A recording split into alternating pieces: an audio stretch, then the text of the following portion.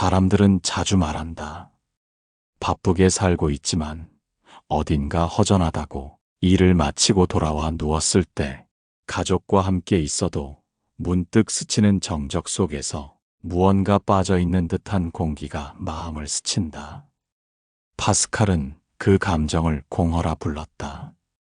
그는 인간이 본질적으로 공허한 존재이며 그 공허를 이기지 못한 사람은 온갖 오락과 분주함으로 자신을 속이며 살아간다고 보았다. 그가 살던 시대에도 사람들은 시끄러웠고 지금 이 시대는 더욱 시끄럽다. 뉴스, SNS, 게임, 술자리, 대화. 마음은 분주한데 정작 자신에게 머무는 시간은 점점 줄어든다. 파스칼은 말했다. 인간의 모든 불행은 단 하나, 자신의 방 안에 가만히 머물 줄 모른다는 데서 비롯된다. 공허는 단지 심심함이 아니다. 그것은 내면의 결핍을 직면하지 않으려는 회피, 그리고 자기 존재를 마주하지 못하는 깊은 불안이다. 이제 우리는 파스칼이 말한 공허를 이기는 사람의 길을 따라가 보려 한다. 첫 번째, 공허는 인간 존재의 본질에서 비롯된다. 파스칼은 인간을 생각하는 갈대라 불렀다. 바람에 쉽게 꺾일 만큼 연약하지만 그 연약함을 자각하는 존재라는 점에서 동물과 다르다고 보았다. 그러나 동시에 그는 말했다. 인간은 스스로의 비참함을 너무도 잘 알기에 그 공허를 직면하지 않으려 한다. 이 말은 단지 철학적인 명상이 아니다. 어떤 이는 퇴직 후에도 일거리를 찾고 누군가는 집안에서도 스마트폰을 내려놓지 못하며 어떤 이는 하루 종일 TV를 켜둔 채 살아간다. 그 모든 분주함은 때로 삶에 대한 열정이 아니라 공허로부터 도망치는 방식이다. 파스칼은 이것이 인간의 자연스러운 상태라고 보았다. 외로움, 허무, 무의미. 그 감정을 버텨내는 것이 아니라 어떻게 채워버릴 것인가를 고민하는 존재. 그것이 파스칼이 본 인간이다. 두 번째, 분주함은 공허를 덮는 가장 흔한 방식이다. 파스칼은 인간이 오락을 찾는 이유가 즐거움을 위한 것이 아니라 자기 존재로부터 도망치기 위한 것이라고 말했다. 여기서 말하는 오락이란 단지 게임이나 유흥만이 아니다. 계획 없는 바쁨, 필요 이상으로 채워지는 만남, 의미 없는 반복 노동까지도 포함된다. 한 중년 남성은 퇴직 후 쉬는 법을 잊었다고 했다. 아침에 눈을 뜨면 뭔가 해야 할 것 같고 빈 시간이 생기면 불안해졌다. 그의 하루는 늘 무언가로 채워져 있었지만 돌이켜보면 마음은 비어 있었다고 고백했다. 파스칼은 그 상태를 오락으로 인해 자신을 상실한 인간이라 불렀다. 삶은 가득 차 있지만 그 삶의 주인은 점점 사라져가는 모습. 그것이 지금 우리 시대의 초상이다. 세 번째, 공허는 결국 나를 향한 질문이다. 파스칼은 공허를 삶의 무게가 아니라 방향을 묻는 질문으로 보았다. 고요 속에서 인간은 묻는다.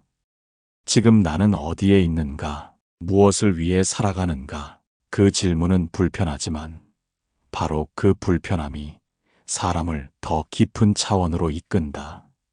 한 남성은 자녀 교육, 은퇴 준비, 재정 안정까지 마친 후 오히려 나는 누구인가라는 질문이 남았다고 한다. 그 질문은 과거를 지우는 것이 아니라 자기 삶을 새로 쓰기 위한 도약이었다. 공허는 존재의 침묵이 아니라 그 침묵 속에서 울리는 삶의 진짜 질문이다. 네 번째, 공허는 채우는 것이 아니라 이해해야 하는 것이다. 사람들은 공허함을 느낄 때 본능적으로 무언가를 채워야 한다고 생각한다. 먹고 마시고 물건을 사거나 누구와 만나거나. 그러나 파스칼은 그 공허는 결핍이 아니라 존재 자체의 속성일 수 있다고 본다. 한 남성은 은퇴 후 갑자기 몰려온 의미 없음이라는 감정을 처음엔 우울증이라 여겼다. 하지만 상담과 사유를 통해 그것이 상실이 아닌 비로소 마주한 자신이라는 걸 깨달았다. 공허는 채울 것이 아니라 그 이유를 스스로에게 묻고 그 빈자리를 있는 그대로 인식하는 것에서 다시 시작할 수 있다. 5번째, 공허는 남겨진 시간이 아니라 남은 시간을 위한 문이다. 파스칼은 공허를 삶의 공백이 아니라 삶의 다음을 위한 준비 상태로 보았다.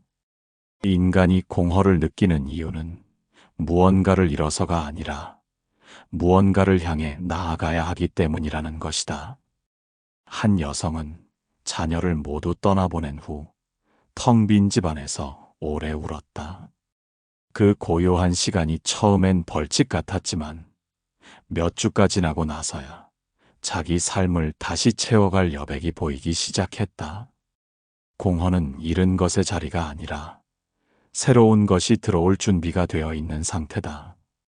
그대가 그것을 버텨낸다면 그 안에서 삶은 다시 시작될 수 있다. 6번째, 인간은 자신을 혼자 견디지 못한다. 파스칼은 인간이 방 안에 혼자 머물 줄 모른다는 사실에서 모든 불행이 시작된다고 보았다. 고요함을 참지 못하고 멈춤을 두려워하며 침묵을 불편해한다. 그러나 진짜 자신을 만나는 순간은 고독 속에서만 가능하다. 한 여성은 혼자 남는 시간이 두려워 일과 만남으로 하루를 채웠다. 그러다 하루 일과 없이 비어있는 날, 처음으로 나는 누구지? 라는 질문이 떠올랐다. 그 질문은 불안했지만 그날 밤 그녀는 오래 꺼내지 않았던 일기장을 펼쳤다. 고요는 무섭지만 그 고요를 통과하지 않고는 자기 존재에 다다를 수 없다. 7번째, 고요를 견디는 사람만이 단단해진다. 파스칼에게 있어 인간이 스스로를 가장 깊이 만나는 순간은 사람도 소리도 없는 내면의 고요였다. 그 고요는 불편한 자극보다 훨씬 강력한 변화의 에너지다. 한 여성은 마음이 어지러울 때마다 기억을 지우려 했지만 어느 날은 그 시간을 그대로 지나보았다. 그때 처음으로 고요 속에서 흘러가는 감정을 판단하지 않고 지켜볼 수 있었다고 한다. 공허는 외부가 만들어낸 것이 아니다. 그 공간에 익숙해지는 순간 그대는 더는 흔들리지 않는다. 8번째, 공허를 직면하는 사람만이 진짜 위로에 닿을 수 있다.